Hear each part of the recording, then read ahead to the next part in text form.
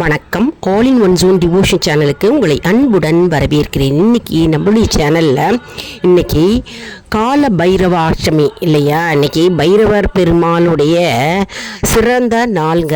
இன்றைக்கி நம்ம மிளகு தீபம் ஏற்ற வேண்டும். அது எப்படி ஏற்றுவது, என்ன வழிபாடு அப்படின்றத நம்ம முழு விவரமாக நம்ம சேனலில் பார்க்கலாம். அதற்கு முன்னால் நம்முடைய சேனலை இதான் ஃபர்ஸ்ட் டைம் பார்க்குறவங்களா இருந்தாலும் சரி, சப்ஸ்கிரைப் பண்ணாமல் இருக்கிறவங்க நம்ம சேனலை சப்ஸ்கிரைப் பண்ணிக்கோங்க. கூடவே அந்த பெல் பட்டனை ப்ரெஸ் பண்ணிக்கோங்க. ஆல் என்கின்ற ஆப்ஷனையும் ப்ரெஸ் பண்ணிக்கோங்க. அப்போ தான் நான் போடுற வீடியோஸ் எல்லாம் உங்களுக்கு உடனுக்குடன் நோட்டிஃபிகேஷனில் மிஸ் பண்ணாமல் தெரிய வரும். சரி வாங்க, இப்போ நம்ம வீடியோக்குள்ளே போகலாம். அதாவது சிவபெருமானுக்கு 64 வடிவங்கள்ங்க. அந்த 64 வடிவங்களில் ஞானியாகவும் மற்றும் ரௌத்திர தோற்றம் கொண்டவர் இந்த பைரவர் பெருமாள். இந்த பைரவர் பெருமாள் எல்லா சிவன் கோவில்லையும் நம்ம பார்த்துருக்கலாங்க. காவல் தெய்வமாக அவர் திகழ்கிறார். நம்ம எல்லா சிவன் கோவில்லையும் போனாலே பைரவர் பெருமாள் இருப்பார். அவர் காவல் தெய்வமாகவே முன்னாடி விற்றிருப்பார். நீங்கள் கவனித்து பார்த்தீங்கன்னா நிறைய பேருக்கு இது தெரிஞ்சிருக்கும். தெரியாதவங்களுக்கு இது ரொம்ப முக்கியமான ஒரு செய்தி. மற்றும் தேய்பிறை அஷ்டமி தினம் பைரவருக்கு மிகவும் உகந்த நாள். அது மட்டும் இல்லைங்க, தேய்பிறை அஷ்டமி அன்று பைரவர் பெருமானை வணங்கிட நம்முடைய வாழ்க்கையில் இருக்கும் அனைத்து தீய சக்திகள், தீவினைகள் நீங்கும் என்பது ஐதீகம். இன்னைக்கு ஐப்பசி தேய்பிறை அஷ்டமி இல்லையா? இன்னைக்கு பைரவருக்கு உகந்த நாள். இன்னைக்கு பைரவர் பெருமாளுக்கு தயிர் சாதம் நைவேத்தியமாக கொடுக்கலாம் மற்றும் எலுமிச்சை மாலை அணிவிக்கலாம். மற்றும் அவருக்கு செவ்வரளி மாலை, அதாவது சிவந்த அரளி இருக்கு இல்லையா, அதில் மாலை கோத்து நம்ம பைரவருக்கு மாலையாக கட்டலாம். மற்றும் மிளகு தீபம் நம்ம ஏற்றினால் நம்முடைய வாழ்க்கையில் நம் கேட்கும் வரங்கள் அனைத்தும் அள்ளி அள்ளி கொடுப்பார் கால பைரவர். அதனால் இன்றைக்கி மிளகு தீபம் ஏற்றினால் மிகவும் சிறப்பு வாய்ந்ததாக கருதப்படுகிறது. எல்லா தீபமும் நம்ம ஏற்றலாம். அதாவது பூசணிக்காய் தீபம் ஏற்றுவார்கள், தேங்காய் தீபம் ஏற்றுவார்கள், நல்லெண்ணெய் தீபமும் ஏற்றுவார்கள், நெய் தீபம் ஏற்றுவார்கள். ஆனால் இதில் மிகவும் பிரசித்தி பெற்றது இந்த மிளகு தீபம். இந்த மிளகு தீபம் நம்ம ஏற்றினாக்க இன்றைக்கி நமக்கு நம்முடைய எதிரிகள் நீங்குவார்கள். அது மட்டும் இல்லைங்க, நம்முடைய கடன் பிரச்சனை நீங்கும். மேலும் நமக்கு கேட்கும் வரங்கள் அனைத்தையும் கால பைரவர் அள்ளி கொடுப்பார் என்பது நம்பிக்கை. இந்த கால பைரவர் 8 திக்குகள், அதாவது அனைத்து திக்குகளையும் கண்காணிக்கிறவர். அது மட்டும் இல்லைங்க, நவகிரகங்களுக்கு குருவாக திகழ்பவர் மற்றும் சனீஸ்வரனுக்கு குருவாக திகழ்கிறார்.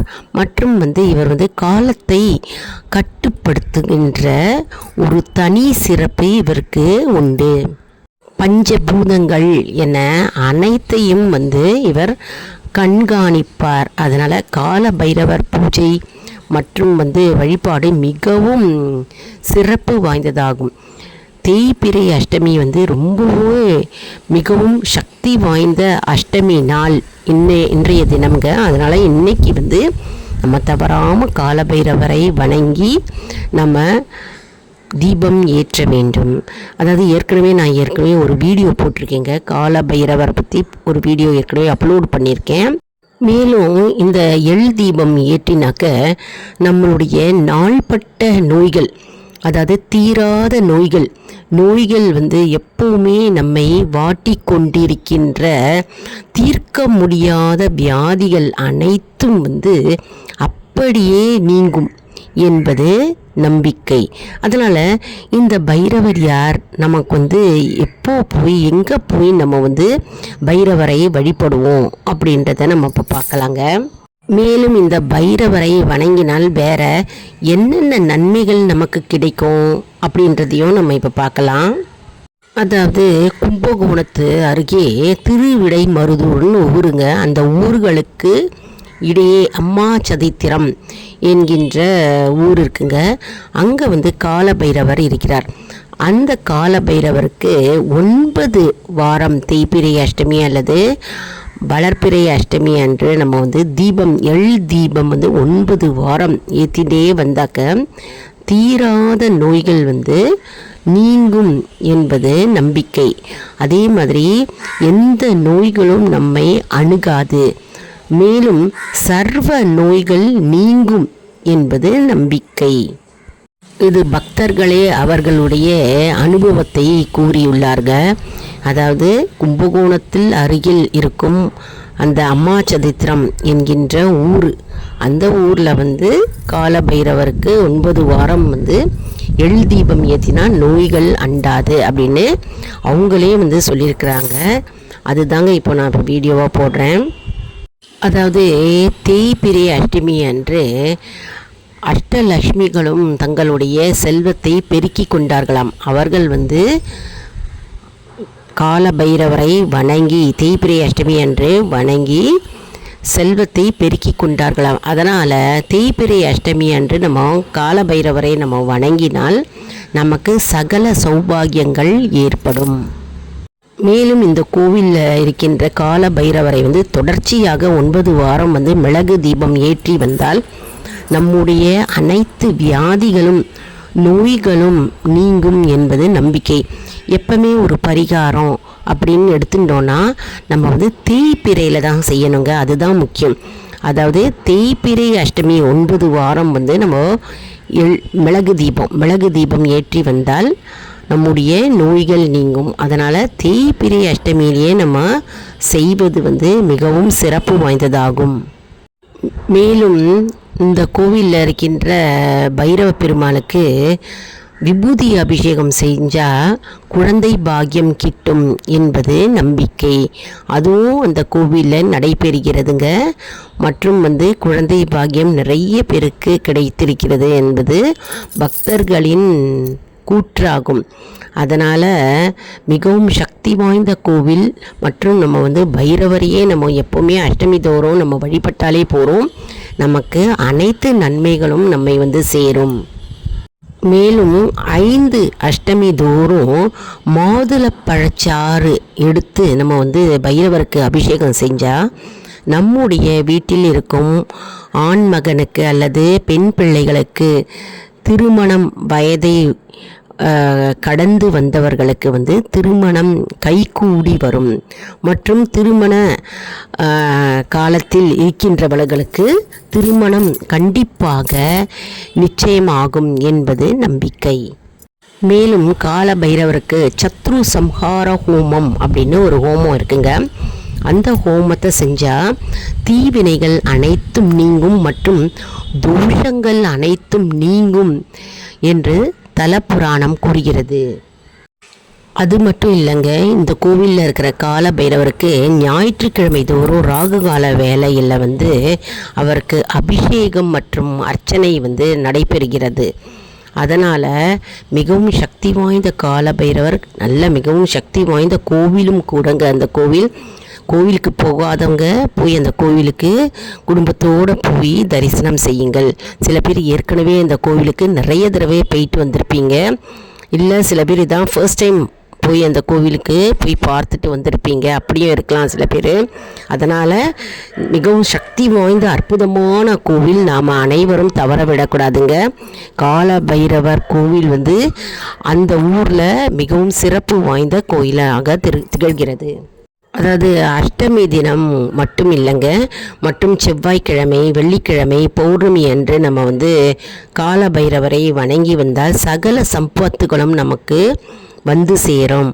மற்றும் பொன் பொருள் ஆபரணங்கள் மற்றும் வாழ்க்கையில் செல்வ நிலை உயரும் என்பது நம்பிக்கை. நம்ம எப்போவுமே வந்து அஷ்டமி தோறும் கால பைரவரை தவறாமல் வழிபட்டு வந்தாலே நம்முடைய வீட்டில் இருக்கும் பிரச்சனைகளும் துன்பங்களும் படிப்படியாக நீங்கும். மற்றும் நம்முடைய எதிரிகள் நம்மிடம் அண்டவே முடியாது.